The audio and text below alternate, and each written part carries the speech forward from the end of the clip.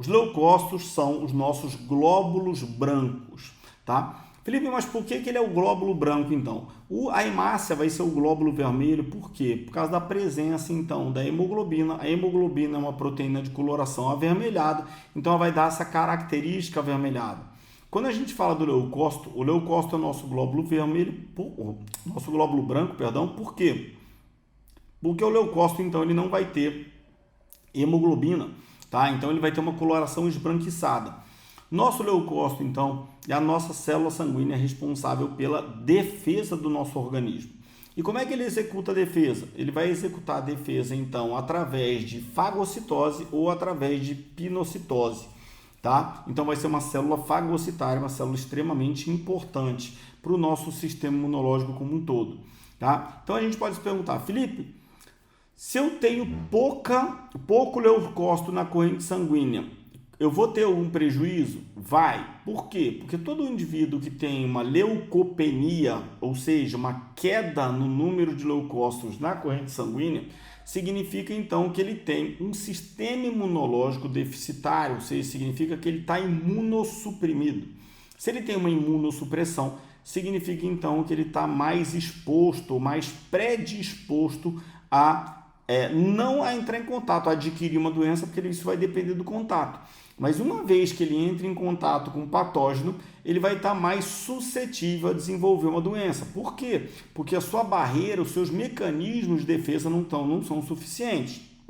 Então, exemplo, o HIV, né, é uma doença que vai atacar especificamente, é um vírus que vai atacar especificamente um leucócito, né, que vai ser chamado então de um tipo de leucócito modificado, né, no básico a gente vai chamar de linfócito T, tá, que vai ser uma célula de defesa muito específica, responsável então pelo reconhecimento e a apresentação de antígenos.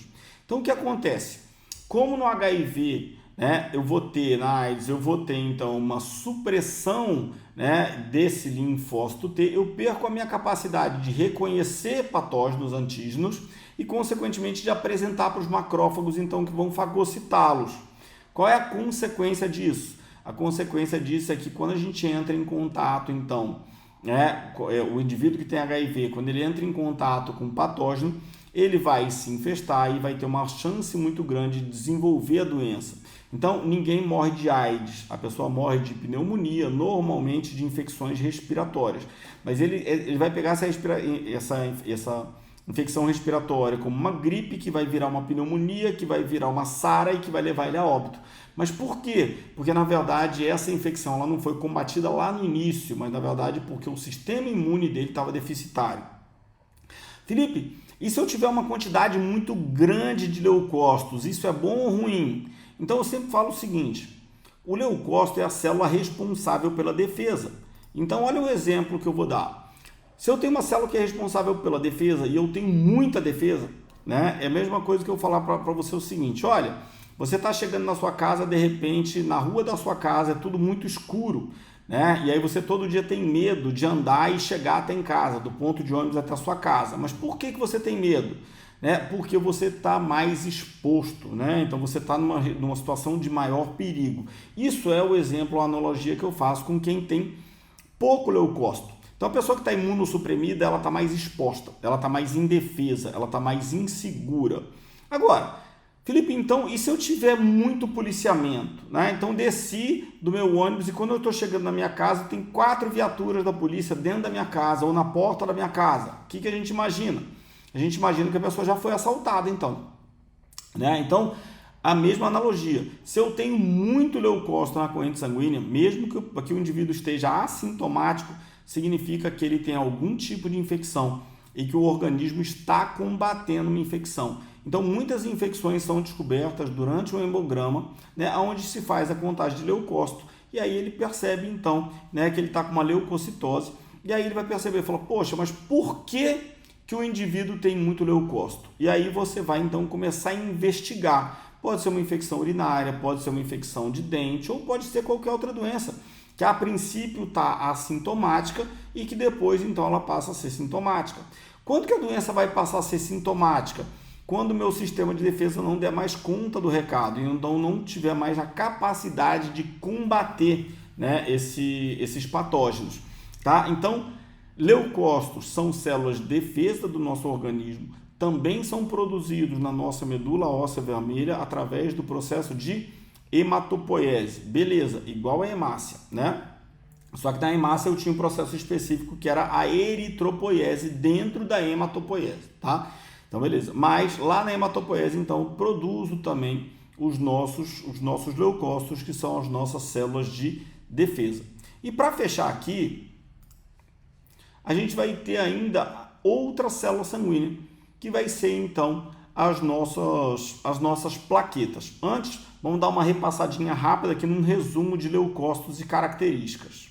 Então, ó, resumindo aí a parte de leucócitos ou glóbulos brancos. Por que glóbulos brancos? Por causa da ausência, então, da hemoglobina. Então, a hemácia é o glóbulo vermelho porque é rica em hemoglobina e a hemoglobina, então, tem a coloração avermelhada.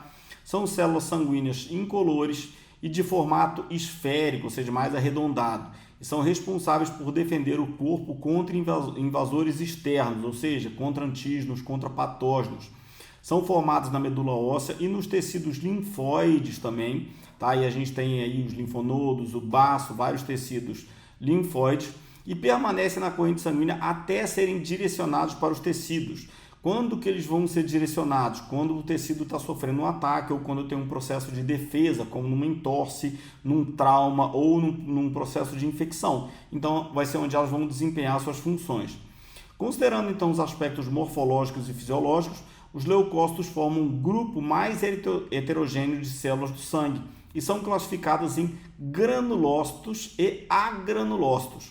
Os granulócitos apresentam núcleo multilobado e segmentado e granulações devido a inclusões citoplasmáticas, sendo divididos então em neutrófilos, eosinófilos e basófilos. Então a gente pode dividir os granulócitos, que são tipos de leucócitos, em neutrófilos, eosinófilos e basófilos. Então quando a gente está olhando lá um exame de sangue, a gente vai ter lá quantidade de leucócitos, depois vai ter dividido embaixo. Quantidade de neutrófilo, quantidade de eosinófilo, quantidade de basófilo, que são todos então granulócitos. Os neutrófilos apresentam o tipo de leucócito mais comum e vai ser responsável então por englobar e ingerir partículas estranhas através de fagocitose. Então o que a gente mais tem na nossa defesa vai ser o neutrófilo. Depois, tá, o eosinófilo então estão envolvidos no combate a infecções parasitárias, mais especificamente. Isso costuma cair muito em prova, tá? Dependendo do tipo de infecção, que célula que está fazendo o combate. Enquanto isso, os basófilos secretam citocinas, tá? E leucotrienos, que são mediadores químicos então envolvidos então em respostas imunes. Por sua vez, o outro tipo, né, que vai ser os agranulócitos, ou seja, aqueles que não apresentam então granulações no citoplasma, contém um núcleo único e uniforme e vão se dividir então em linfócitos e monócitos. E os linfócitos então vão ser aqueles que vão circular através da nossa corrente então ou da nossa circulação linfática, que a gente vai ter linfócito B, linfócito T. O linfócito T ainda se subdivide em TCD4, TCD8. O TCD4 é reconhecedor e apresentador de antígeno. O TCD8 ele é reconhecedor e apresentador antigênico. A gente vai falar isso mais depois em sistema imunológico. Tá? Então, linfócito B, linfócito T, CD4 e TCD8. Essas células podem ser chamadas então de imunócitos, porque elas então vão estar envolvidas em respostas imunes específicas contra invasores. Então eles são bem mais específicos, né, do que os granulócitos. Já os monócitos passam por diferenciação nos tecidos, originando então os macrófagos. E os macrófagos são os grandes responsáveis por fagocitose. Lembra disso? Macrófago, fagocitose. Tá? Então, através então, da fagocitose, a gente tem remoção de partículas como eritrócitos velhos, ou seja, uma hemácia velha que é destruída vai ter que ser removida através de um processo de fagocitose, que é dado então através de um leucócito não granulócito, mais especificamente um monócito.